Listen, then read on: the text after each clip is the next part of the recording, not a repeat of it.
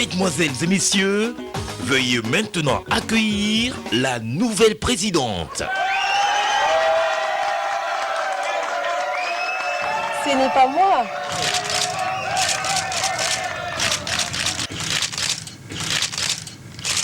C'est elle.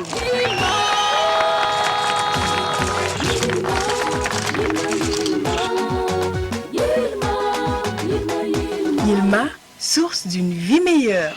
Véritable source de vitalité, Yilma est une eau minérale naturelle et pure, soigneusement extraite des profondeurs des nappes aquifères saines et naturelles protégées de coubris. Yilma est traité rigoureusement en respect des normes internationales d'hygiène et de sécurité dans nos laboratoires ultra performants pour vous garantir une eau minérale de qualité irréprochable. Yilma est disponible en format de 1,5 litres, 0,5 litres et 0,24 litres dans toutes les boutiques.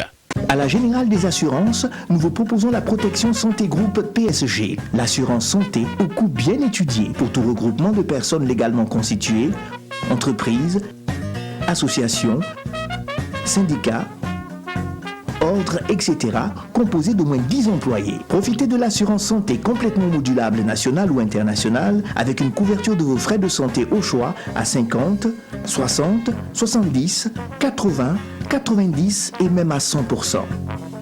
Hospitalisation, soins dentaires, soins optiques et encore plus.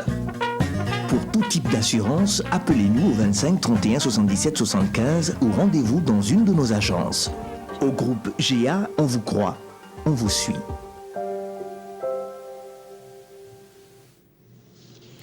Souvent vécue comme un problème esthétique, l'obésité est aujourd'hui une véritable maladie qui altère la santé. Les atteintes peuvent être nombreuses et d'ordre physique, psychologique ou social. L'obésité se définit comme une accumulation anormale ou excessive de graisse corporelle qui peut nuire à la santé. D'après l'OMS, le surpoids concerne 1,4 milliard de personnes de 20 ans et plus dans le monde. D'ici à 2030, ce chiffre devrait atteindre 3,3 milliards. L'obésité fait au minimum 2,9 millions de victimes chaque année. C'est une épidémie mondiale. C'est également le 5e facteur de risque de décès dans le monde.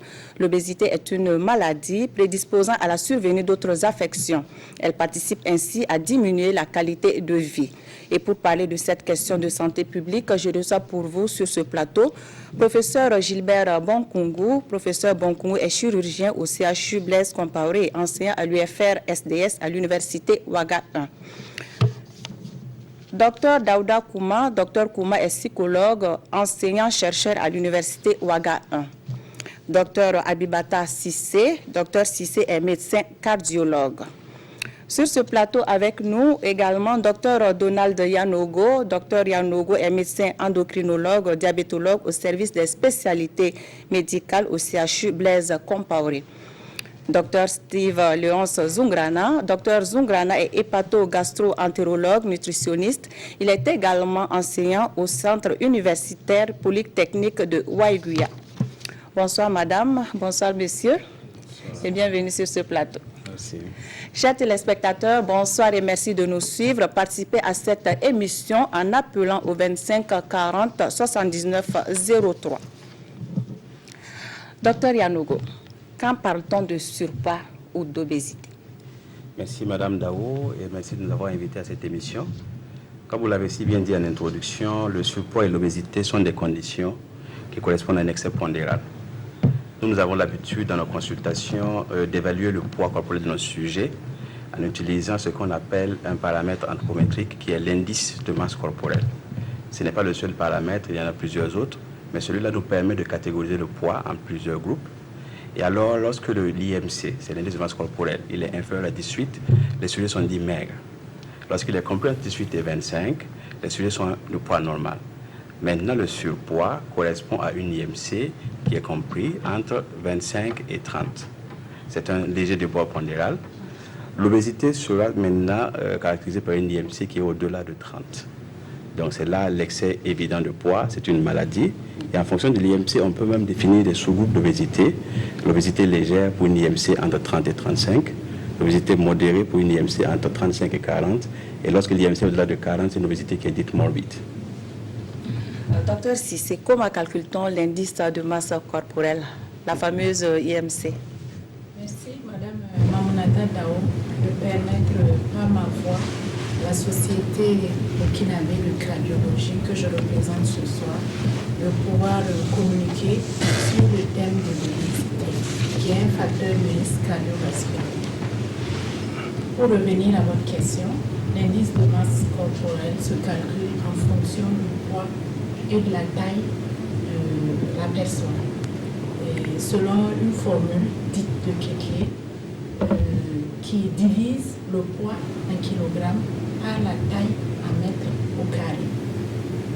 Donc, par exemple, pour une personne qui pèse 100 kg et qui mesure 1,50 m, on va déterminer son indice de masse corporelle en divisant 100 par 1,5 multiplié par 1,5, ce qui va donner comme résultat 44 kg par mètre carré. Et donc cette personne pourra être qualifiée et classée dans la catégorie de l'obésité sévère.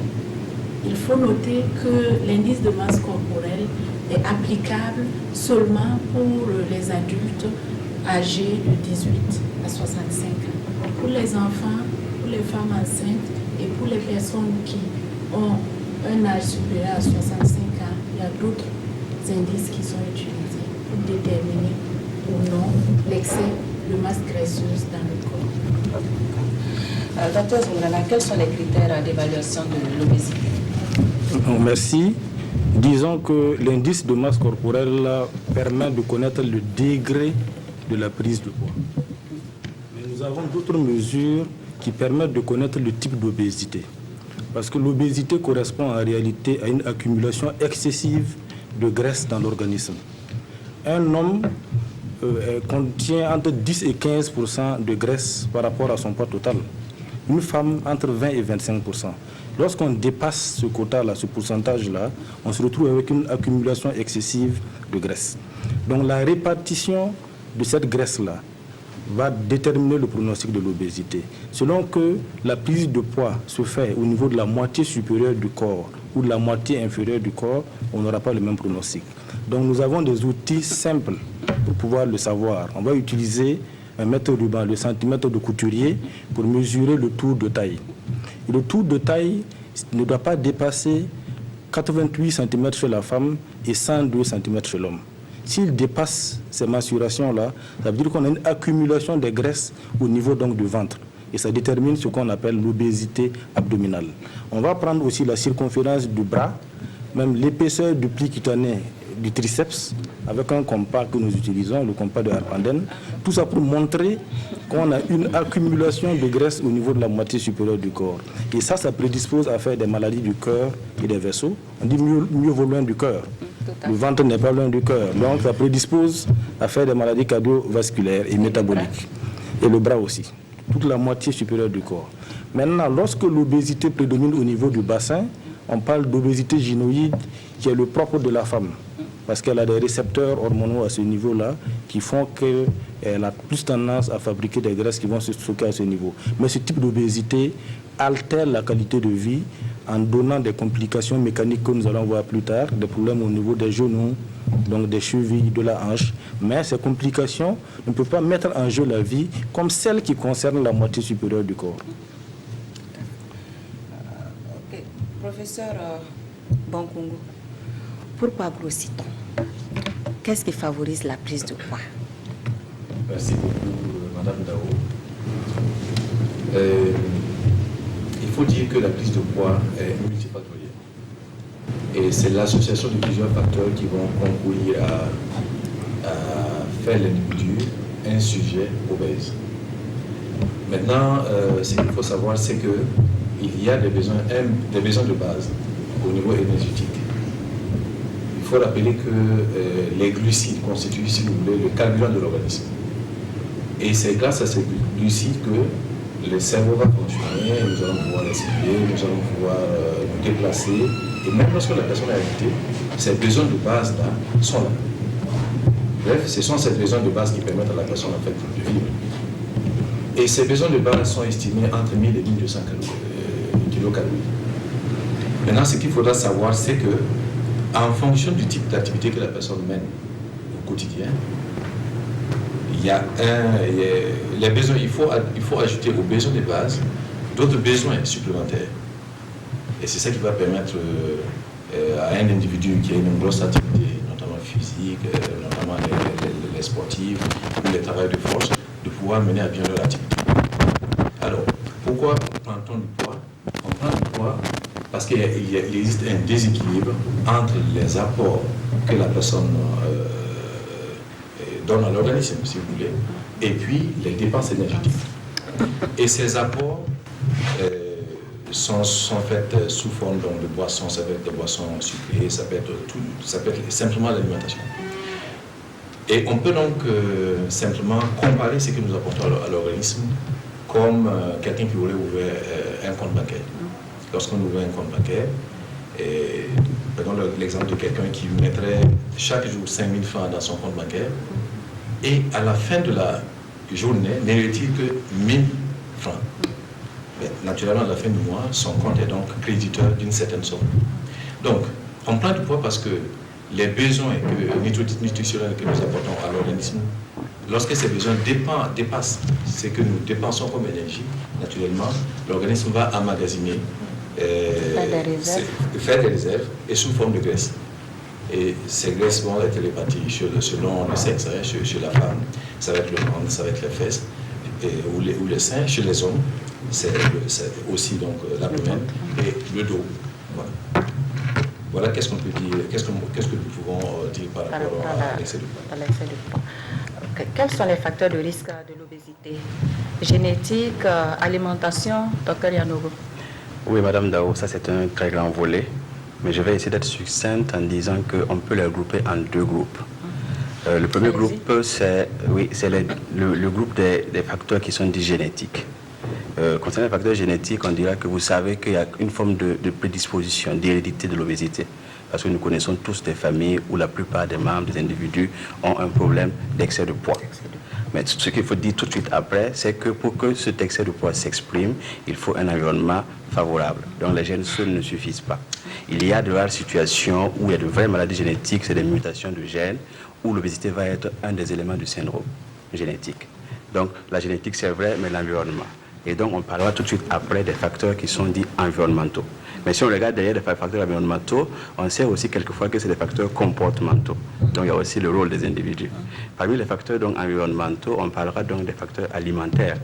C'est cette suralimentation que nous connaissons, c'est la malbouffe. Alors c'est l'alimentation qui est trop riche en calories, notamment portée sur le sucré et portée sur le gras. Vous savez bien que notre milieu de vie aujourd'hui est favorable à cela.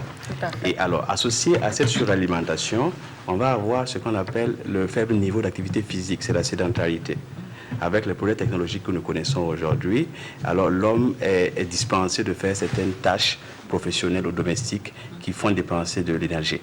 Et alors, les deux mis ensemble, sur alimentation et sédentarité, on va avoir, comme le professeur disait tantôt, un déséquilibre de la balance énergétique, donc une surcharge calorique qui va forcément s'exprimer par la prise pondérale.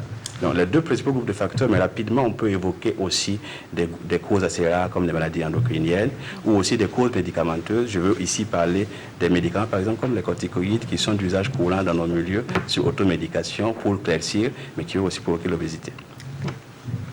Docteur Kouma, quel est le rôle des facteurs psychologiques? Donc, merci de m'inviter sur ce plateau-là. C'est vrai que les médecins ont donné les facteurs et même les causes nutritionnelles, les causes génétiques. C'est vrai qu'à côté aussi, il y a des facteurs psychologiques, notamment les frustrations accumulées et l'insatisfaction et d'une certaine manière le mal-être. Quand on ne se sent pas dans sa peau, ça peut amener à aller vers l'alimentation et une envie effrénée de consommer. Mais il y a ça veut dire que quand le mal-être est là, ça peut aller au stress et puis à la dépression. Il y a la dépression, donc on est là, on pense que l'alimentation intervient comme un phénomène de compensation. Donc on se rue sur l'alimentation pour essayer d'assouvir un certain nombre d'insatisfactions, un certain nombre de rejets de la société.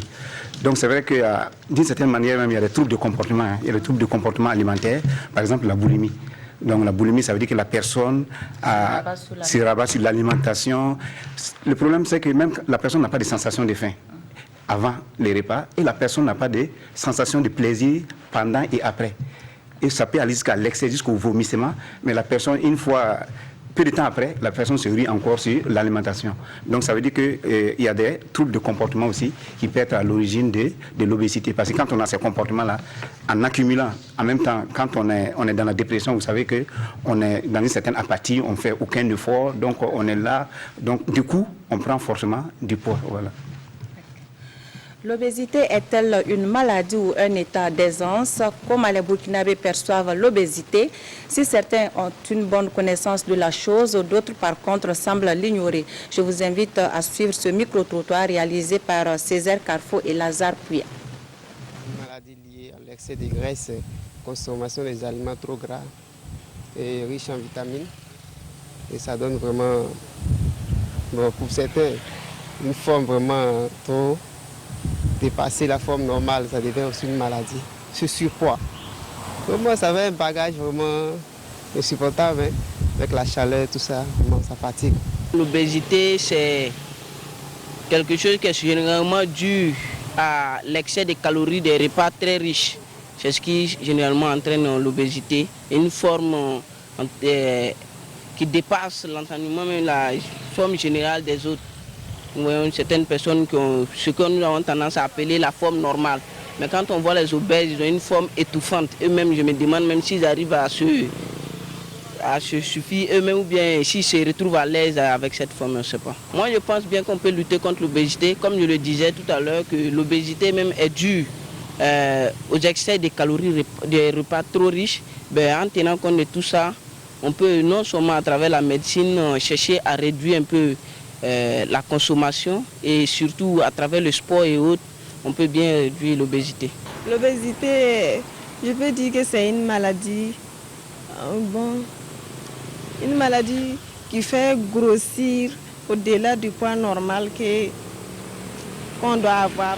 Bon, pour remédier à cela, il faut d'abord penser à aller à l'hôpital et voir si on peut vous adapter à un régime alimentaire qui va correspondre un peu à une baisse, voilà, pour baisser un peu parce que c'est une histoire de graisse et autres. Donc, ou bien aussi vous pouvez pratiquer aussi le sport. Retour donc sur ce plateau, l'obésité est un fléau qui prend de plus en plus de l'ampleur dans notre pays. Toutes les couches sociales sont touchées, adultes comme enfants.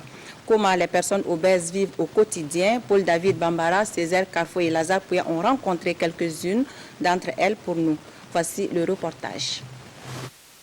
Considérée par certains comme une maladie, l'obésité est un surpoids qui prend de plus en plus de l'ampleur dans notre pays. J'en étais à jusqu'à 154 kilos.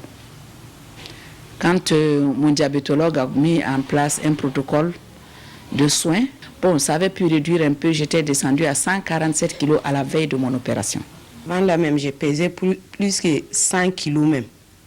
Donc, au fur et à mesure, un peu, je suis arrivée à devenir 96 kilos. Le phénomène est récurrent et touche toutes les couches sociales. Les femmes sont plus exposées du fait des maternités. Avec ses 1,70 m, Ramata pesait au départ 154 kilos et se déplaçait avec des béquilles. Au jour d'aujourd'hui, hier particulièrement, je pesais 106 kilos, ce qui veut dire que j'ai perdu 41 kilos entre le 1er octobre, jour de mon opération, et aujourd'hui. Je fais ma cuisine. Je fais tout mon travail comme je veux, je vais faire mes courses. Le plus intéressant, je peux aller à un baptême, je peux aller à un mariage, je peux aller rendre visite aux gens sans complexe, sans honte. Et je peux me coudre des habits que je veux. Avant, c'était des sacs. C'est la médecine qui a favorisé la baisse du poids de Ramata. Une intervention chirurgicale qui a permis de réduire son estomac et tout semble aujourd'hui parfait. Vous voyez, ce gobelet, si je le remplis d'eau aujourd'hui, je ne peux pas finir. Dieu merci. Je ne peux pas le finir. Cette assiette, par exemple, si je dois manger du riz à sauce, il y a la viande ou le poisson ou bien le poulet avec les légumes. Si je remplis cette cuillère, je ne peux pas finir. Parce qu'il faut tenir compte, par exemple, du morceau de carotte ou de chou qu'il y a dedans, et puis tenir compte du morceau de viande. Par exemple, le poulet, si moi je prends la cuisse entière du poulet, ce qui veut dire que je ne finirai pas la moitié de cette cuillère. Et je n'ai pas de régime, à part le fait que je ne prends pas le sucre ajouté, je mange tout ce que je veux. À Ouitoua, elle pesait plus de 100 kg avec 1,60 m. un surpoids qu'elle a hérité de son père. Aujourd'hui, avec ses 83 kilos, Aouitoua mesure les contraintes de l'obésité. Quand tu es grosse, là, en tout cas, tu as tout, tu ne peux rien faire même. Parce que poids, là, ça joue sur toi, sur ta santé. Ça fait que tu ne peux même pas faire quelque chose que tu as envie de faire. Déjà, quand je suis couchée dans une position pour me retourner dans l'autre, c'était un problème. Il fallait que je m'asseye pour changer de position. Ça, c'est la chose la plus élémentaire, mais qui était une corvée pour moi. Quand je suis assise, pour me lever, c'est tout un problème. Mais quand je suis debout aussi, pour m'asseoir aussi, c'est un problème. C'est déjà ce que l'obésité peut créer comme handicap, premièrement. Deuxièmement, pour travailler, je ne pouvais pratiquement plus rien faire. À cela s'ajoute l'impact de l'obésité sur la santé des concernés. J'avais une hyperglycémie, 4,59 g le jour où on a détecté mon diabète. Et on a mis des mois avant de stabiliser. J'avais un mauvais taux de cholestérol, c'est impeccable. J'avais un problème de coagulation au point que j'étais sous Préviscan, c'était devenu faible. On m'a prescrit du Xarelto qu'on ne trouve même pas ici, qui coûte affreusement cher. Je ne prends plus rien de ça maintenant. Tout va très bien. Je me porte très bien. Au dit des concernés, l'obésité est un handicap, voire un frein à l'épanouissement et au développement de l'individu. Elle ressemble à la situation d'une personne qui a les 2 jambes et les 2 bras brisés. Il y a les habits que tu portes, toi-même tu sors dehors là, tu as honte à cause de la poids. Il faut également bien s'armer pour affronter le regard des autres, surtout quand on est femme, et supporter les caprices du conjoint. Je connais une dame qui m'a dit, oh, si tu es grosse, c'est ta faute. Tu es trop gourmande. Tu manges trop. Moi, je suis née grosse. Je suis née avec 4 kilos. Avec le mari, lui, il va parler. Lui, il va dire qu'il faut essayer de diminuer ta poids parce que tu es trop grosse. Mais il y a d'autres même qui sortent et trouvent quelqu'un qui n'est pas, qui est un peu moins de poids là. Ils regardent dehors et puis on te laisse dedans. Il faut bouger, trier ce qu'on mange, faire du sport. Voilà entre autres conseils pour éviter le surpoids. La médecine peut également vous aider à réduire votre obésité à travers la chirurgie. Pour Ramata, le plateau technique burkinabé peut tout faire ici et sur place. J'ai pris des renseignements sur l'Amérique, sur l'Europe, sur la Tunisie, sur le Maroc. Le devis qu'on m'a donné le moins cher me revenait à 7 millions pour juste l'opération et puis les hospitalisations, les soins. Mais mon billet d'avion ainsi que celui que mon accompagnant, les frais d'hôtel ne sont pas inclus. Et si je reviens, les voyages de contrôle que je dois faire ne sont pas inclus.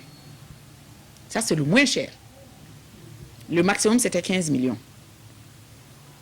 Et il faut retourner combien de fois?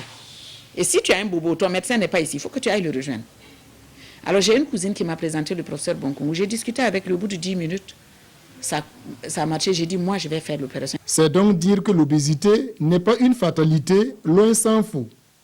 Il faut tout faire pour sortir de sa solitude et rencontrer les spécialistes de la santé pour avoir une solution durable. Docteur Zungrana, le rôle de l'hygiène alimentaire dans la survenue de l'obésité. En effet, plus que les gènes, je dirais que l'alimentation est le facteur qui explique le mieux la survenue de l'obésité. Parce que nous sommes, en fait, l'Afrique au sud du Sahara se trouve dans une zone de transition nutritionnelle. Ça veut dire que nous avons changé nos habitudes traditionnelles d'alimentation.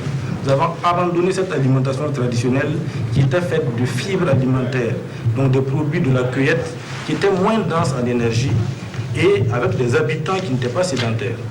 Nous avons occidentalisé aujourd'hui notre régime alimentaire. Nous consommons beaucoup d'aliments énergétiques. Le premier aliment énergétique que nous consommons, ce sont les graisses saturées d'origine animale, qui apportent énormément d'énergie et qui vont favoriser la production de cholestérol. Ensuite, nous consommons beaucoup de sucres raffinés, les sucres dits rapides, ou le sucre simple, qu'on va retrouver dans des aliments qui sont très concentrés en énergie, mais qui sont très peu rassasiants. Vous prenez une plaquette de chocolat, 100 grammes, qui vous délivre 320 calories, personne ne va compter cette plaquette de chocolat en fin de journée si on lui demande qu'est-ce qu'elle a consommé dans la journée. Tout à fait. Parce que ces aliments sont très concentrés en énergie, très palatables, mais très peu rassasiants. Or, dans l'esprit humain, on a bien mangé que lorsque le ventre est rempli. En nutrition, c'est le contraire. Les aliments les moins rassasiants sont les plus dangereux. Donc cette transition nutritionnelle-là expose nos gènes justement à ce premier facteur d'environnement, qui est une alimentation déséquilibrée, qui va permettre aux gènes de s'exprimer et de donner un phénotype obèse associé à la sédentarité. Je vous donne l'exemple de 2 vrais jumeaux qui ont reçu les gènes ou le gène de l'obésité de leurs parents. Un est obèse et l'autre ne l'est pas. Pourquoi? Parce que celui qui est obèse a exposé son gène de l'obésité aux 2 facteurs d'environnement. Alimentation déséquilibrée, trop riche en énergie, et sédentarité, donc absence de sport, associé aux facteurs psychologiques dont le docteur Kouma parlait. Donc, les gènes vont s'exprimer et donner un phénotype obèse.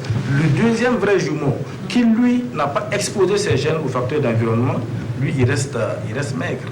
Donc pour vous dire que la génétique est une condition obligatoire, nécessaire, mais non obligatoire pour la survenue de l'obésité. Ce sont plutôt les facteurs alimentaires, aggravés bien sûr par les troubles du comportement alimentaire dont il parlait tantôt, le grignotage, les sauts de repas, on ne déjeune pas le matin ou le soir, l'hyperphagie, donc on remplit le plat ou on se sert 2-3 fois, les compulsions alimentaires, j'ai envie de manger des frites, j'en consomme de façon disproportionnée.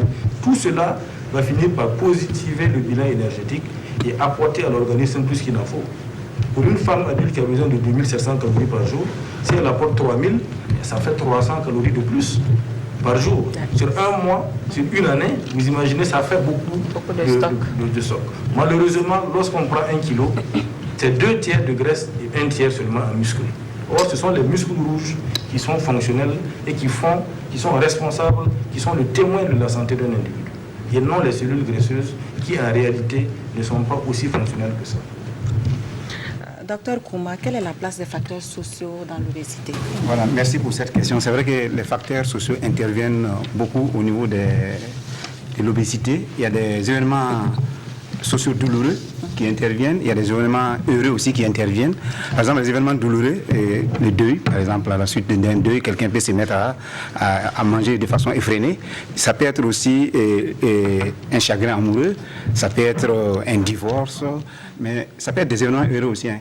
Quelqu'un qui a changé de statut peut se mettre à compenser, à essayer de rattraper le temps perdu, à consommer de façon inappropriée. Voilà, pour se rattraper. Il y a ça, mais il peut y avoir aussi d'autres phénomènes sociaux qui peuvent expliquer ce comportement-là, effréné vers la nourriture.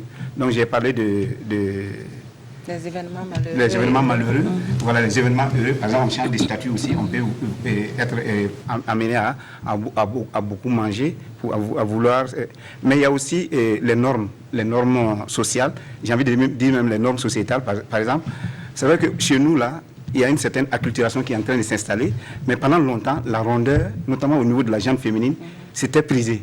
Donc, moi, j'ai même vu de beauté, les canons de beauté, là, ça faisait partie. Donc, une femme, parfois, même j'ai vu des femmes prendre des produits, voilà, pour avoir des rondeurs au niveau des seins, au niveau au niveau postérieur, etc.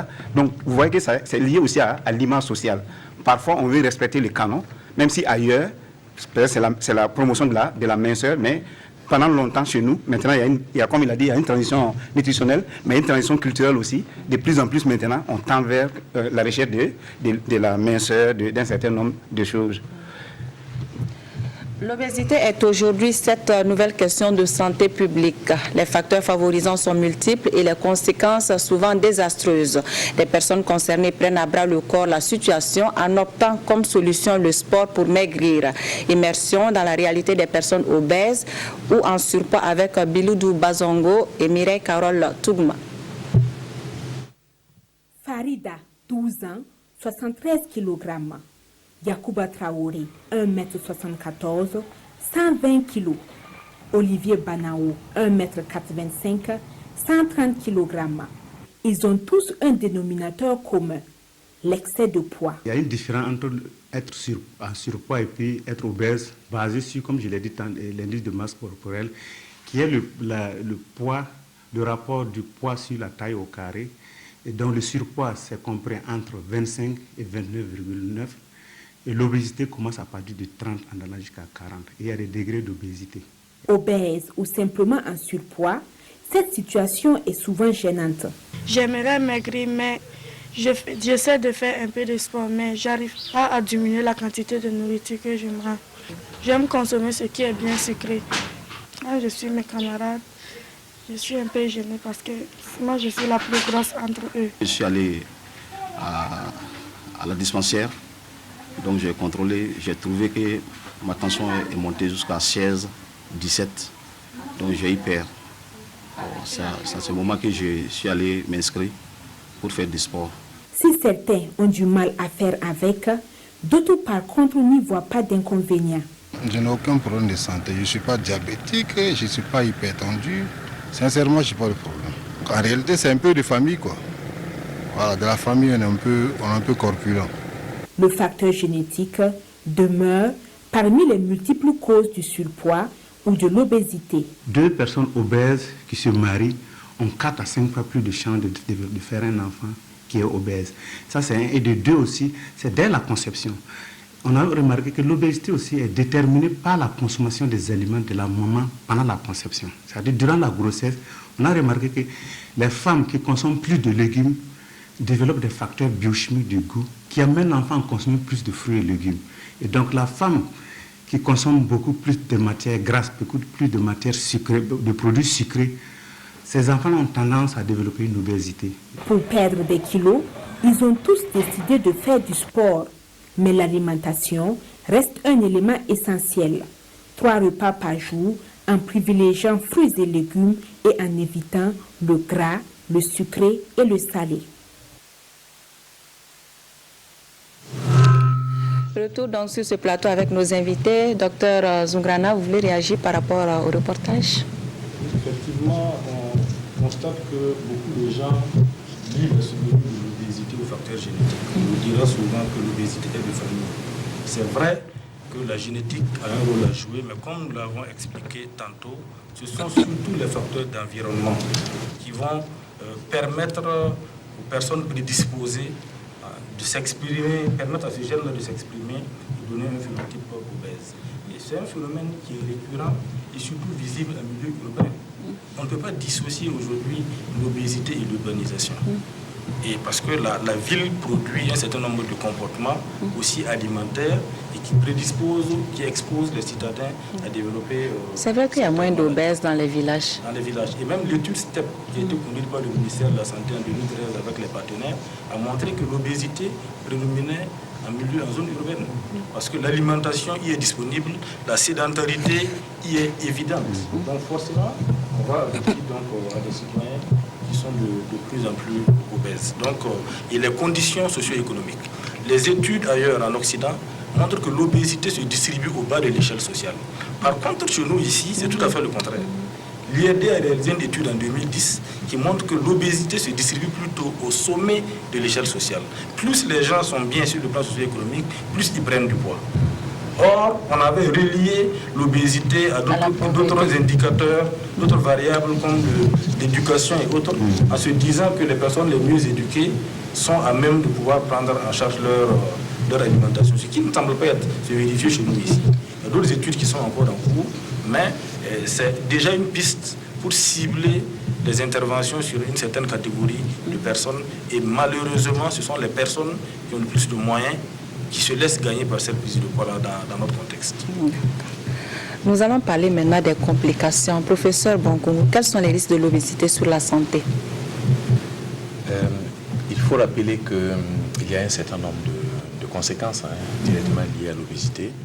Et au regard de ce que nous avons tous vu sur le reportage sur le micro-trottoir et aussi le témoignage des 2 patientes, on convient qu'il y a véritablement des problèmes. Lorsqu'on est obèse, l'obésité est associée à un certain nombre donc, de problèmes de santé.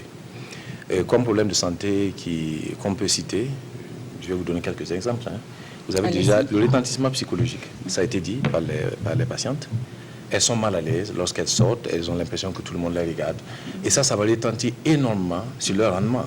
Elles ne peuvent plus s'habiller comme il faut, elles ne peuvent plus aller où elles veulent, parce qu'elles ont l'impression que tout le monde les regarde. Et ça, donc, c'est source de stress, et ça peut donc retentir négativement sur leur vie de famille et sur leur vie professionnelle. Deuxièmement, l'obésité peut entraîner des répercussions au plan respiratoire. Elles l'ont dit, même pour se tourner c'est compliqué au cours du sommeil. Ce qu'on constate, c'est que ces personnes qui sont obèses, notamment donc l'obésité sévère, ces personnes-là renflent énormément, donc c'est qui est une énorme gêne aux partenaires qui partagent le même lit que ces personnes.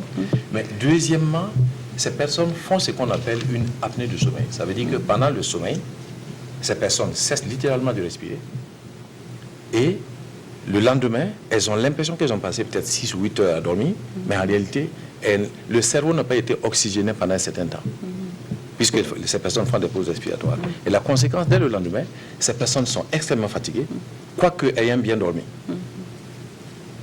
Donc, ça se traduit donc dans la journée par une certaine somnolence.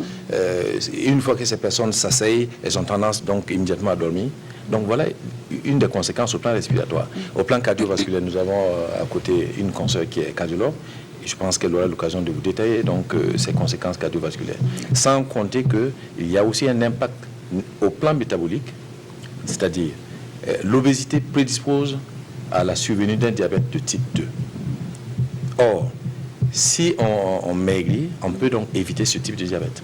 Et c'est pour cela qu'un patient qui est diabétique, diabète de type 2, l'une des recommandations primaires que le diabétologue va donner, c'est d'abord de perdre du poids. Et pour terminer, il y a quand même des éléments qui sont importants.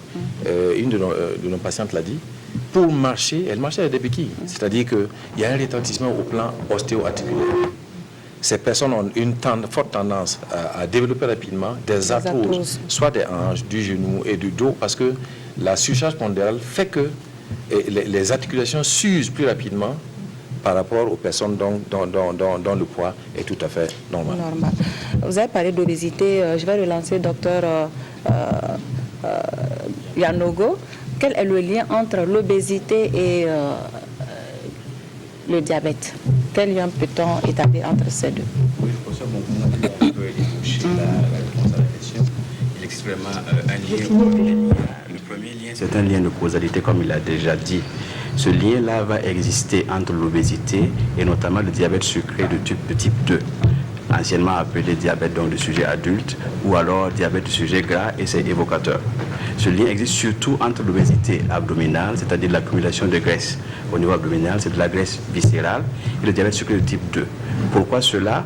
Parce qu'on sait que cette graisse viscérale, cette graisse abdominale, fonctionne comme un organe à part entière, qui va sécréter des hormones, d'autres facteurs humoraux, et alors, et cela, et alors qui vont influencer le métabolisme. Et dans le sens de ce qu'on appelle la résistance à l'insuline. C'est ce que nous appelons chez nous le syndrome métabolique. Cette résistance à l'insuline va conduire donc à un déficit du contrôle du sucre dans le corps, et c'est donc le diabète. Alors, à côté de ce lien de causalité, j'évoquerai aussi un lien de gravité. Parce qu'il n'y a pas seulement que le diabète qui est occasionné par l'obésité, le professeur l'a déjà dit aussi, il y a aussi des problèmes de lipides. Le cholestérol par exemple, les triglycérides, il y a l'hypertension, et chez l'obèse diabétique, on va trouver donc ces facteurs-là qui sont adjoints et donc ils vont constituer un risque cardiovasculaire majeur. Ce qui nous fait dire que l'obèse diabétique a un risque cardiovasculaire qui est important, et pour cela, il doit bénéficier d'un suivi médical et d'un traitement particulier. Docteur Cissé, pourquoi l'obésité est-elle source, parce que docteur Yanogo vient de le dire, source d'hypertension et de maladies cardiovasculaires? Permettez-moi de rappeler ce que c'est que l'hypertension artérielle. Ok, allez-y. Qui se définit par des chiffres tensionnels chez une personne, à savoir la pression artérielle systolique, qui est la pression artérielle maximale, qui est supérieure ou égale à 140 mm de mercure, et ou une pression artérielle diastolique qui est supérieure ou égale à 90 mm de mercure. On constate effectivement que les personnes obèses ont 6 fois plus de chances de développer une hypertension artérielle par rapport à une personne qui a un poids normal. Et du fait que le dépôt de masse graisseuse au niveau des organes intrathoraciques, le docteur Zungrana l'a dit, en cas d'obésité de type androïde, et ces dépôts de masse graisseuse-là vont entraîner des phénomènes d'adaptation de l'organisme à la contrainte qu'est l'excès pondéral, ce qui va être à la longue délétère pour le système cardiovasculaire Et en cas d'hypertension artérielle, on va observer chez ces personnes obèses-là une fréquence cardiaque de repos qui est accélérée. On va constater aussi une augmentation du volume sanguin par retenue d'eau et de sel. Et enfin, on constate une augmentation du vieillissement des artères du fait de la perte de leur souplesse par dépôt de graisse à l'intérieur des parois. Donc ce sont ces trois phénomènes-là, grosso modo, qui peuvent expliquer la survenue fréquente d'hypertension artérielle chez les personnes obèses. Il faut noter, professeur Bonkongo vient de le dire, l'apnée du sommeil aussi est un facteur aggravant de l'hypertension artérielle chez les personnes obèses. Docteur Kouma, quel est l'impact de l'obésité sur l'estime de soi? Voilà, c'est vrai que ça c'est une question intéressante parce que quand on a regardé même le reportage, on a vu que la bonne dame disait qu'habituée, elle ne se sentait pas dans sa peau. Donc il y avait une image de soi qui était très faible, négative. Mais cela, c'est lié à quoi? Parce que c'est les regards des autres. Quand les autres font face à des personnes obèses, généralement il y a des railleries, on se moque de la personne. Parfois même il y a de l'exclusion, il y a de la discrimination. Parce qu'on a l'impression, il y a des images, des préjugés. On a l'impression que la personne est paresseuse, la personne n'aime pas entreprendre, donc la personne est sale, la personne est peu attractive. C'est vrai que ce n'est pas fondé, hein, mais c'est l'image qu'on a. Donc du coup, la personne est dans une telle posture que ça peut amener la dépression. Hein. Donc c'est vrai qu'il y a l'estime de soi qui est faible. Donc ça peut aller jusqu'à la dépression. Ça peut aller jusqu'à la phobie sociale. La phobie sociale, c'est quoi? Ça veut dire que la personne n'aime pas se présenter socialement. Et désormais a peur des contacts. Parce que que va-t-on dire de moi? Donc du coup, la personne se cache, ou la personne n'aime plus s'exposer. Donc du coup, vous savez, dans la vie sociale, quand on n'est plus en contact avec les autres, ça peut entraîner beaucoup, en cascade, la dépression et puis d'autres problèmes. Ça peut même aller jusqu'à la mort. Hein. Vous voyez que ça peut être très triste. Ouais.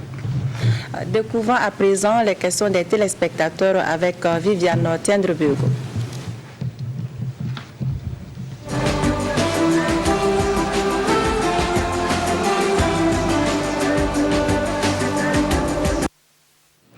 Bonsoir à tous les téléspectateurs, qu'ils soient hommes ou femmes, s'intéressent au sujet de l'obésité.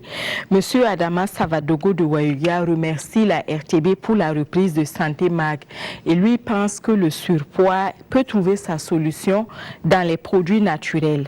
Monsieur Aruna Ouattara a appelé de Bobo Dioulasso. Il a constaté avec tous les Burkinabés qu'il y a des femmes qui prennent des médicaments pour grossir, du moins en certains endroits de leur anatomie. Quelles sont les conséquences de ces pratiques-là sur leur santé? Est-ce que cela peut conduire à une obésité? Et il aimerait aussi que les spécialistes lui conseillent quel sport. Selon lui, il veut savoir quel sport il faut conseiller à quelqu'un qui veut maintenir sa forme et à quel rythme, par exemple, combien de fois par semaine. Monsieur Bakouan a également appelé de Bobo Dioulasso. Il veut savoir si le sport permet de maigrir. Lui, il pratique le sport associé à la consommation de citron et de vinaigre, mais malgré cela, il constate qu'il prend du poids. À quoi cela peut être dû et il aimerait que vous lui expliquiez cela. Madame Kabouré de Koudougou a deux questions. D'abord, comment les corticoïdes font grossir? La deuxième question est liée à un fait. Elle a perdu un enfant et depuis, elle prend du poids. Comment est-ce qu'on peut expliquer cela et comment y remédier surtout? Monsieur Damiba a appelé de Boromo. Sa question c'est, est-ce que l'ossature d'un individu peut l'amener à être obèse? Madame Kadi Koni de Wayalguin à Ouaga aimerait que les spécialistes abordent la question des modérateurs d'appétit. Elle précise qu'elle a 130 kg pour 1,76 m. Madame Sawadogo Atenkodogo a une préoccupation. Elle veut savoir si les contraceptifs peuvent faire grossir les femmes. Sur la même lancée, M. Sanou, qui a appelé de Wayubia, s'inquiète. Est-ce que l'usage des contraceptifs ne peut pas faire grossir les femmes? C'est tout pour cette première série de questions des téléspectateurs. Merci Viviane Tendrevego.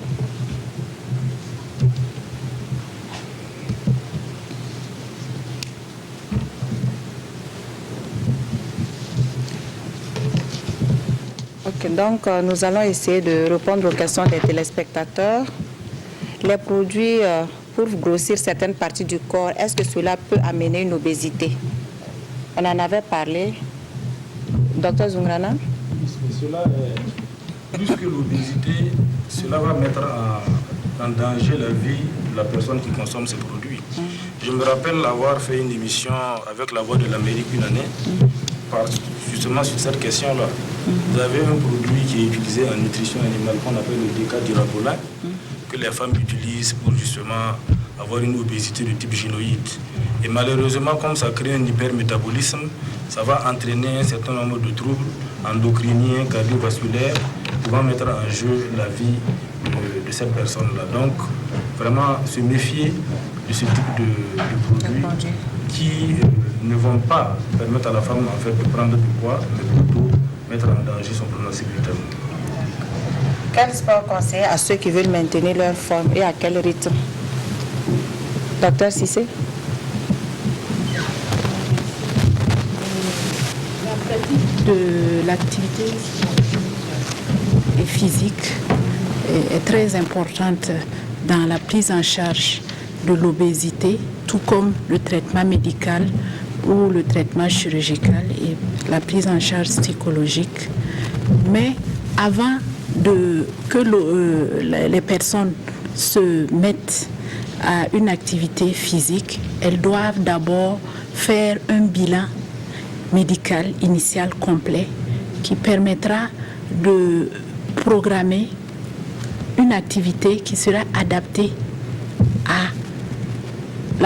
à leur obésité et probablement aux pathologies associées à cette obésité-là. Donc, dans un premier temps, nous allons proposer... Je pense que cette question-là, la personne n'est pas obèse. La personne veut savoir quel type d'activité physique il faut mener pour garder sa forme initiale, pour ne pas prendre du poids. Et à quel rythme, combien de fois par semaine il faut faire pratiquer ce sport? Qui n'est pas en surpoids et qui a l'habitude d'avoir une activité physique, nous conseillons au moins 2 à 3 heures d'activité sportive par semaine. Maintenant, je n'ai pas les données anthropométriques de cette personne, je n'ai pas son âge et tout, mais si la personne n'a aucune contre-indication mécanique, il peut faire tous les types de sports s'il est habitué à avoir une activité physique. Voilà. Et on conseille au moins 2 à 3 heures par semaine. Voilà. Professeur, donc vous pouvez ajouter quelque chose, allez-y. Je voulais juste dire qu'il y a parfois des rumeurs ou des fausses informations qui circulent. Et on rencontre parfois des hommes ou des femmes qui sont obèses et elles estiment qu'il faut faire des abdominaux pour perdre du poids ou bien pour renforcer. Or, en réalité, en faisant des abdominaux, par exemple, on renforce que la musculature de l'abdomen, mais on ne règle pas le problème de l'obésité et ça ne fait pas perdre beaucoup de poids. Donc, ce qui est conseillé, c'est la marche, c'est les steps, et ça, c'est à la portée de tout le monde, et c'est le jogging, ça, tout le monde peut le faire. Voilà. Sinon, les activités sportives qui sont extrêmement physiques, notamment l'haltérophilie, ça ne permet pas de régler le problème de l'obésité. Voilà, c'est intéressant pour la maintenance, mais ça ne permet pas donc de perdre énormément de poids. Parce que pour perdre beaucoup de poids, on peut donc avoir des déchirures musculaires ou des déchirures ligamentaires lorsqu'on soulève beaucoup de poids. Est-ce que le sport permet de maigrir? Docteur Yanourou. Je dirais oui, le sport permet de maigrir dans certaines proportions parce qu'il n'y a pas seulement que le sport, on a parlé aussi des facteurs alimentaires et bien d'autres choses. Parce que la personne pratique le sport associé à la consommation du citron, mais il constate que malgré cela, il ne perd pas du poids.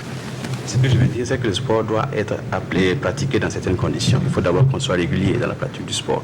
Et aussi, il faut qu'il y ait une certaine intensité dans la pratique du sport. Et alors, je répondais sur ce que le professeur Bokongo a dit en parlant, par exemple, du jogging, du footing, de la marche à pied. Il y a des éléments qu'on peut utiliser pour se motiver et évaluer le niveau de dépenses physiques qu'on fait dans le cadre du sport. Par exemple, aujourd'hui, on a des applications pour smartphone, pour Android, il y a même des appareils podomètres qu'on peut utiliser pour calculer le nombre de pas qu'on fait par jour. Là où l'OMS définit donc le niveau de dépenses optimale à 10 000 pas par jour. Si à la fin de la journée, on estime qu'on a peut-être 2500, 3000, ça veut dire qu'à la fin de la journée, il faut aller marcher, courir pour rattraper. Donc il faut évaluer le niveau de dépenses et ne pas laisser là, parce qu'on peut faire un sport et ce sport n'est pas optimal, tout simplement. Docteur Zungrana? Effectivement, dans certaines conditions, le sport peut faire prendre du poids. Parce qu'au contraire, il ne fait que prendre du poids, il prend du poids. Parce qu'il faut associer au sport un régime alimentaire vraiment strict. Parce que si vous faites du sport, vous augmentez votre niveau de métabolisme et que l'alimentation reste toujours énergétique, la personne va certainement prendre du poids. Le citron, c'est vrai, est riche en vitamine C, qui interfère dans le processus donc, de combustion des graisses. Ça aide donc à brûler les graisses. La même chose pour l'acide acétique qui est contenu dans le vinaigre. Mais ce sont des épiphénomènes. Il faut que tout ça rentre dans un programme structuré de régime alimentaire et suivi par un nutritionniste ou un diététicien. Il faut une modification thérapeutique du mode de vie et nous allons en parler plus loin. C'est plus complexe que ça. La prise en charge de l'obésité, et je le dis souvent, est très difficile, mais pourtant primordiale. Et on verra pourquoi. Comment les corticoïdes font grossir? Vous continuez? Les corticoïdes, en réalité, ça ne fait pas grossir. Les corticoïdes entraînent plus une rétention d'eau.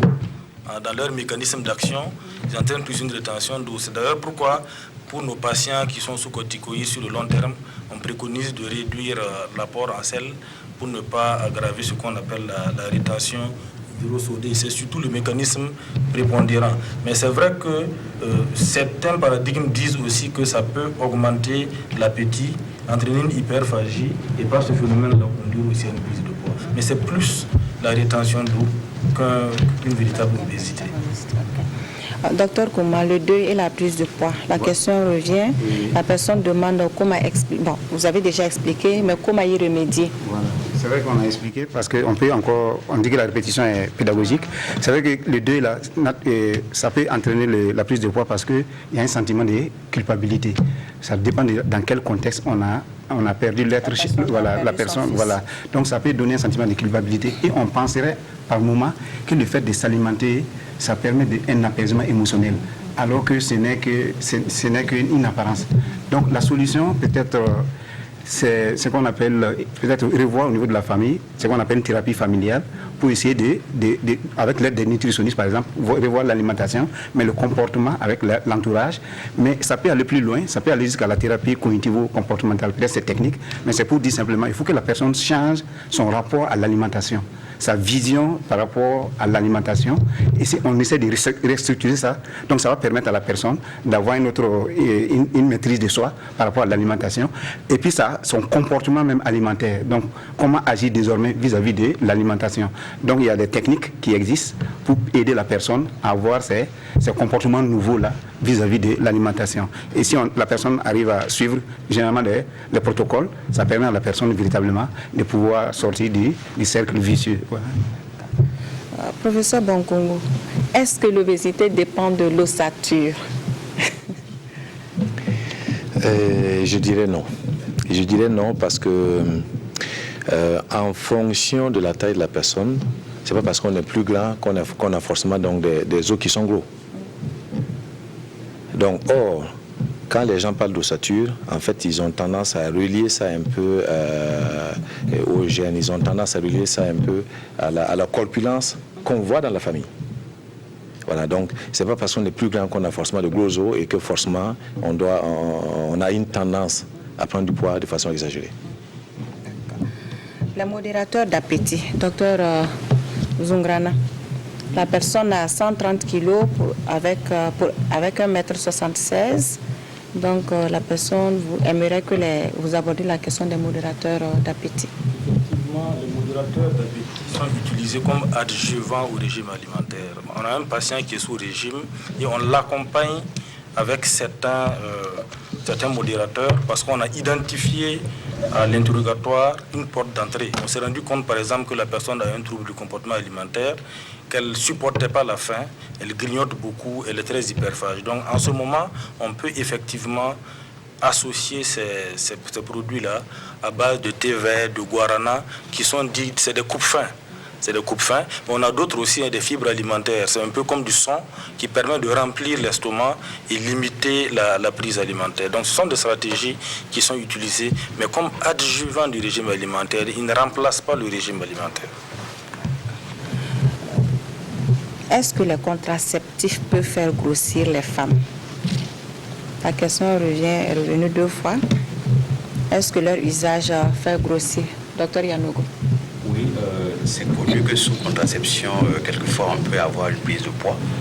C'est essentiellement des contraceptifs qui sont à climat œstrogénique ou œstroprogestatif. Vous savez, en fait, ces hormones-là sont un peu comme les corticoïdes, ils dérivent du cholestérol, c'est des hormones stéroïdes. C'est un peu comme le même mécanisme donc, pour le cortisol. Et aussi, ils influencent un peu le métabolisme du gras, dans le sens donc, de l'accumulation. Et alors, quand une personne est sous contraceptif et qu'elle prend du poids, alors il faut arrêter d'échanger. Ok, docteur Zoumana, il faut savoir aussi que chez la femme, il y a des cellules graisseuses qui sont situées au niveau donc, de la hanche, des cuisses et autres, qui sont vraiment sensibles à l'imprégnation œstrogénique. Bon, on dit que le Créateur l'a fait pour que pendant les périodes de disette, la femme puisse accumuler suffisamment de graisse pour permettre l'allaitement plus tard. Mais on a constaté en tout cas qu'on a beaucoup de cellules graisseuses à ce niveau-là, sensibles à l'imprégnation œstrogénique. Et c'est d'ailleurs ça qui fait la particularité de l'obésité gynoïde chez la femme. Donc tous les épisodes de la vie génitale, ça veut dire une grossesse, la ménopause et la prise de contraceptifs œstroprogestatifs peut effectivement entraîner une prise de poids. C'est d'ailleurs pourquoi les femmes, avant qu'on les mette sous contraceptifs, généralement, elles subissent un examen. On essaie de voir s'il n'y a pas de risque cardiovasculaire chez elles. Et quand c'est le cas, il y a d'autres types. Il y a des microprogestatifs qu'on donne plutôt à la place que les œstroprogestatifs. Okay. Vous allez garder la parole pour nous parler un peu de l'impact de l'obésité chez l'enfant.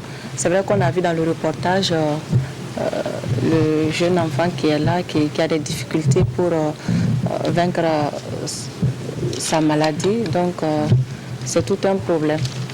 L'obésité chez l'enfant est plus complexe à définir du fait de la variation de l'indice de masse corporelle selon l'âge. Pour les enfants qui ont moins de 6 ans, on regarde généralement sur leur carnet, sur le carnet de pesée, on se rend compte que c'est ceux dont l'indice de masse corporelle se situe au-dessus d'une courbe qu'on appelle les percentiles. Les indices de masse corporelle se situent au-dessus du 97e percentile. Donc, chez les moins de 6 ans, on va regarder sur le carnet. Mais si, à partir de 6 ans, à 18,5 déjà d'indice de masse corporelle, on parle d'obésité. À 8 ans, à 20,5 d'indice de masse corporelle, on parle d'obésité. À 10 ans, 22 d'IMC, c'est une obésité. À 12 ans, 25 d'IMC, c'est une obésité. Vous voyez que ça n'a rien à voir avec ce qu'on trouve comme calcul chez l'adulte.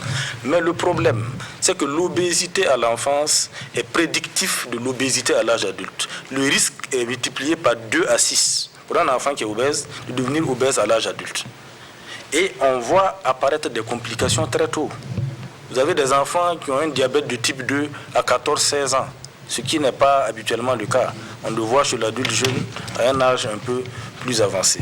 Donc, mais sinon, dans l'absolu, on n'a pas de complications immédiates. Ce sont des complications sur le moyen terme, voire sur le long terme, quand l'enfant aura un âge adulte et sera susceptible donc d'obésité. Voilà, je voulais, par rapport à l'obésité chez les enfants, je voulais intervenir par rapport à des causes familiales. Par exemple, dans une famille, si on mène une éducation froide, c'est-à-dire qu'il n'y a pas de stimulation affective, donc ça peut amener l'enfant à se ruer sur l'alimentation pour essayer de compenser. Et puis on s'est rendu compte aussi, dans une famille, s'il y a de la discrimination, ça veut dire qu'il y a une inéquité affective, ça veut dire qu'il y a des enfants qui sont préférés par rapport à d'autres. Généralement, ceux qui sont délaissés là, ont tendance à se ruer sur l'alimentation pour essayer de compenser.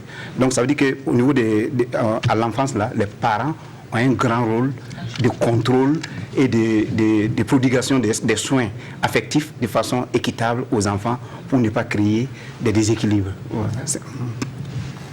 Allez-y. Je tiens à dire que l'obésité chez l'enfant est de plus en plus fréquente chez nous parce que je reçois beaucoup de parents qui viennent avec leurs enfants en consultation et qui demandent à maigrir. Mais bon, ce qu'on fait dans ce cas-là, on sensibilise et les parents et l'enfant. Parce que souvent dans la famille, la disponibilité alimentaire est telle que l'enfant n'a pratiquement pas d'autre choix. Donc le problème se situe à plusieurs niveaux. Les parents ont leurs responsabilités et l'enfant aussi a sa responsabilité. Donc chez eux, on le verra plus tard, on ne fera pas un régime en tant que tel. C'est plus une éducation nutritionnelle. On va négocier progressivement le changement de mode alimentaire. On va introduire petit à petit les fruits et les légumes parce qu'à leur âge, ils aiment tout ce qui est palatable, le gras et le sucré. Donc on ne va pas trop tirer sur la corde au risque de la casser. On va aller progressivement et bon, les choses rentreront dans l'ordre. Nous préconisons même que dans les curricula scolaires, on puisse introduire la connaissance de la table des aliments. Seule la personne éduquée sait que, attention, 100 grammes de chocolat, ça ne me rassasie pas, mais ça délivre 300 calories. L'humain ne peut pas le savoir parce que c'est bon, ça ne remplit pas le ventre, on ne le sait pas. C'est l'éducation seule, c'est la connaissance de la table des aliments qui permet de le savoir. Je prends 100 grammes de haricots verts qui me délivrent 27 calories ou 40 calories. Les mêmes 100 grammes en saucisson sec me délivrent 555 calories. Le même poids. Oui, donc ce n'est que l'éducation, la connaissance de la table des aliments qui permet de... Donc il faut grandir avec en connaissant cette table d'aliments. À un âge adulte, on peut manger tout ce qu'on veut sans prendre du poids parce qu'on sait. Même lorsque c'est bon, on sait que, attention, c'est très calorique qu'il faut faire. Il faut s'en méfier. Professeur Bonkungu, est-ce que l'obésité peut être un facteur limitant dans l'activité professionnelle? Ok, merci. Je voudrais juste rappeler que tout à l'heure, nous avons parlé des complications en rapport avec l'obésité. Et les complications, qu'elles soient respiratoires, psychologiques, cardiovasculaires et au niveau osseux, vont entraîner une diminution de la qualité de vie. Et la diminution de cette qualité de vie, ça va avoir naturellement un retentissement sur l'activité professionnelle. On connaît tous par l'intermédiaire des médias des sportifs de haut niveau qui ont dû arrêter parce qu'à un moment, ils ont commencé à prendre du poids. Donc, quel que soit le secteur d'activité de la personne, si l'obésité n'est pas contrôlée, à un moment, ça va retentir donc sur l'activité parce que ça va être source d'un mauvais rendement. Que ce soit en secteur privé ou bien en secteur public, la personne ne pourra pas véritablement donc se mouvoir comme il faut. Elle sera limitée dans la plupart de ses activités. Vous avez parfois donc je donne l'exemple des secrétaires ou de certains agents qui sont obligés, qui souffrent dans leur profession parce qu'ils sont obligés donc de monter au premier ou deuxième étage. Imaginez-vous quelqu'un qui est obèse, déjà ça entraîne donc un ralentissement de l'activité et en fin de journée, manifestement la personne devient malade. Et aller au travail donc devient problématique pour cette personne. Donc ça réduit donc, l'obésité va réduire donc la qualité de vie de la personne et ceci donc aura un retentissement notable donc dans l'activité professionnelle. Docteur Kouma, vous voulez compléter l'aspect psychologique? Voilà, ça veut dire que c'est vrai qu'on a dit tantôt que ça peut entraîner une certaine le stress. Donc quand vous imaginez bien quand on est stressé au travail, ça veut dire qu'on ça joue sur, voilà, on a peur d'aller et puis on n'est pas à l'aise, on n'est pas l'esprit n'est pas aéré pour pouvoir faire le travail. Donc du coup ça joue sur la performance. Il y a ça. Et puis comme on n'a pas une image de soi positive, on se dévalorise. Donc on n'ose pas se mettre au devant ou bien aller vers faire face à des défis. Donc du coup, ça joue forcément sur le rendement. Voilà. Donc, il y a cela. Donc, avant de découvrir le deuxième lot de questions des téléspectateurs, nous allons un peu parler de la prise en charge. Docteur Zungrana, quelles sont les possibilités de traitement de l'obésité? Disons que le traitement de l'obésité commence d'abord par ce que nous appelons les modifications thérapeutiques donc, du mode de vie. Et c'est un régime allié donc à la pratique de l'activité physique et sportive et c'est vraiment une prescription médicale. Le régime est une prescription médicale. D'accord. Donc on va donner des conseils alimentaires qui sont personnalisés. On va faire le bilan pour chaque patient connaître ses besoins énergétiques de la journée, comme l'expliquait tantôt le professeur Bonkongu. Et en fonction de ça, on va descendre de 40% par rapport à ses besoins réels. Donc pour une femme qui a besoin de 2400 calories, on pourra lui proposer un régime à 1600 calories. Donc c'est un régime qui se trouve en deçà de ses besoins, pour que l'organisme brûle en réalité les graisses pour compenser la différence. Mais ce régime est équilibré. On mange un peu, mais un peu de tout. Il est vraiment équilibré. Et on va conseiller aussi de l'activité physique. Tout ça se fera en fonction de la gravité de l'obésité. Selon que c'est une obésité légère, modérée ou sévère. Pour une obésité légère, on demandera de perdre entre 5 et 10% du poids du corps. Pour une obésité sévère, entre 20% ou entre 20 et 30% du poids du corps. Pour une obésité vraiment morbide, 30% du poids du corps à perdre au bout de 6 mois à 12 mois. C'est vraiment sur le moyen, voire le long terme. Si le régime seul ne suffit pas, il y a des médicaments qui sont validés qu'on pourra associer éventuellement aux malades. En plus de cela, on peut être amené à poser, les gastro-entérologues le font, un ballon dans l'estomac. On a le ballon héliosphère que nous utilisons beaucoup, qu'on va disposer dans l'estomac par voie endoscopique. On va le garder pendant 6 mois dans l'estomac. Ce ballon qui contient de l'air va occuper du volume et empêcher la personne de manger beaucoup et de sentir beaucoup la faim. En plus de ce ballon, on peut aller pour des obésités massives à la chirurgie bariatrique pratiquée par le professeur Bonkongu, comme on l'a vu dans le reportage, qui permettra en tout cas d'obtenir une perte de poids assez considérable, surtout lorsque des complications sont associées à cette obésité-là, comme un diabète de type 2 ou des maladies cardiovasculaires irréductibles malgré un régime bien conduit et une activité physique bien conduite. Docteur Yanogol, quelle est l'efficacité des médicaments dans la prise en charge de l'obésité? Oui, il existe effectivement des médicaments qu'on prescrit pour le traitement de l'obésité. Leur efficacité, il faut tout de suite le dire, va être un peu limitée. On estime en règle générale entre 5 et 15% de perte de poids corporel. Ce qu'il faut dire, c'est que c'est des traitements adjuvants qui viennent en plus de ce qu'on avait déjà dit, les recommandations hygiéno-diététiques. Ce n'est pas des médicaments miracles. C'est des traitements qui sont prescrits aussi dans certaines indications, notamment dans le sujet obèse, chez qui on a fait la preuve de l'échec des mesures hygiéno-diététiques seules. Et alors, des sujets obèses qui vont avoir aussi d'importants facteurs de risque cardiovasculaire ou d'autres conséquences relativement graves de l'obésité. Et alors, donc, chez ces personnes-là, on peut mettre des traitements, mais ces traitements ont des effets qui sont assez modestes. D'accord. Nous allons parler très vite de la prise en charge chirurgicale. Professeur Bonkongu. Je voudrais juste rappeler que dans ce plateau, vous avez plusieurs spécialistes. Vous avez un gastro-entérologue, vous avez l'endocrinologue, le psychologue, le cardiologue et le chirurgien. La prise en charge, avant de parler de la prise en charge chirurgicale, il faut juste dire que le traitement de l'obésité, c'est un traitement multidisciplinaire. Ce n'est pas l'affaire d'un seul spécialiste. Et au plan chirurgical, il y a plusieurs techniques qui peuvent être utilisées. Il y a des techniques qui permettent donc de réduire le volume de l'estomac. C'est celle-là que nous utilisons donc au Burkina et c'est une technique qui est validée, utilisée partout ailleurs. Et pour réduire le volume de l'estomac, il existe deux méthodes. On va mettre, une des méthodes va consister donc à mettre une espèce de ceinture autour de l'estomac pour serrer l'estomac, de telle sorte qu'il ne va rester qu'une toute petite partie, la partie supérieure. C'est connu sous le nom d'anneau gastrique. La deuxième technique va consister à couper l'estomac verticalement, de telle sorte que l'estomac devient comme un tube fin. Et une fois que le patient mange, il est très vite rassasié. Voilà, donc les deux techniques-là sont appelées techniques restrictives parce qu'elles permettent de réduire le volume de l'estomac. Il existe d'autres techniques qui permettent donc de diminuer donc la possibilité d'absorption au niveau de l'intestin. Vous savez que lorsque le bol alimentaire arrive dans la bouche, il y a tout un circuit jusqu'au niveau du petit intestin et on sait que l'absorption des nutriments se passe dans ce petit intestin qui fait à peu près 3,5 mètres. Donc, on va donc réduire le temps d'absorption en coupant un bout d'intestin et faire en sorte que ce temps d'absorption des nutriments là soit le plus court possible.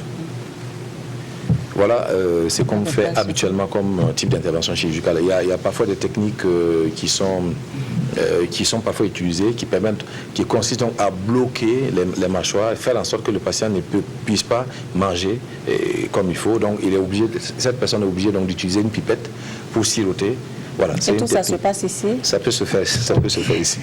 Découvrons à présent le dernier lot de questions des téléspectateurs, toujours avec Viviane Tiendreburg.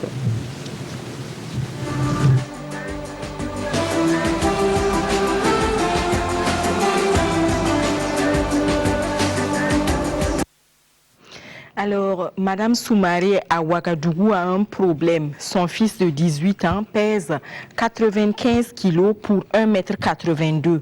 Elle voudrait savoir si dans ces conditions-là, on peut parler d'obésité. Elle précise que son fils aime tout ce qui est gras, tout ce qui est sucré et les œufs. Qu'est-ce qu'elle peut faire pour que il ne soit pas obèse? Madame Ouedraogo Awaga voudrait savoir si les ceintures vibrantes dont on fait la publicité sur certaines chaînes sont efficaces. Ces tubes qui sont censés faire perdre du ventre, et son inquiétude c'est que ces ceintures-là puissent avoir un effet contraire et conduire à l'obésité, et elle aimerait là-dessus avoir l'avis des spécialistes.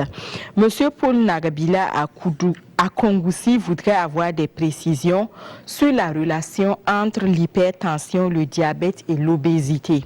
Monsieur Wilfried Abiré, lui, aimerait connaître la différence entre surpoids et obésité. Il veut savoir si la consommation de la bière et des autres alcools, ainsi que le fait de boire frais, tout cela, est-ce que cela peut conduire à l'obésité?